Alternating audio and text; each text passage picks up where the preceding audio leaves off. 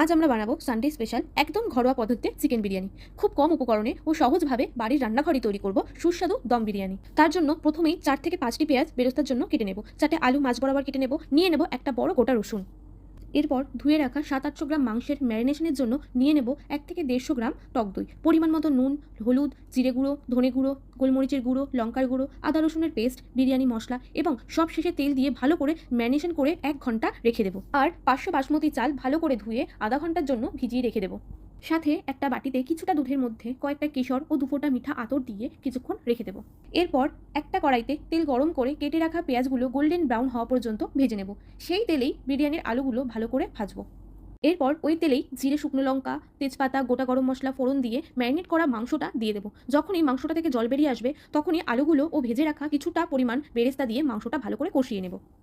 এবার ফুটন্ত জলে এলাচ, দারচিনি, লবঙ্গ, তেজপাতা ও 1 চামচ লবণ ও ঘি দিয়ে ভেজানো চালটা দিয়ে দেবো। 80% চালটা ফুটে গেলেই নামিয়ে জল ঝরিয়ে নেব। এরপর দমের হাঁড়িতে প্রথমেই দিয়ে দেবো ঘি, তারপর কষানো চিকেন ও আলু। এরপর লেয়ার করে সেদ্ধ চালগুলো দিয়ে দেবো। তার উপরেই সুন্দরভাবে প্রয়োজন মতো ঘি, সামান্য লবণ, বিরিয়ানি মশলা ও কেশর ভেজানো দুধটাকে ছড়িয়ে দেবো এবং বেরেস্তাটা ছড়িয়ে দিয়ে হাঁড়ির মুখ আটা দিয়ে ভালো করে বন্ধ করে একেবারে হালকা আঁচে 20 থেকে 25 মিনিট দমে রাখবো। রাখলেই তৈরি আমাদের চিকেন বিরিয়ানি। দেখুন কি চমৎকার রং ও গন্ধ। এই গরম গরম বিরিয়ানি পরিবেশন করুন রায়তা বা স্যালাডের সঙ্গে। আরও নতুন নতুন রেসিপি জানার জন্য চোখ রাখুন আমাদের চ্যানেলে।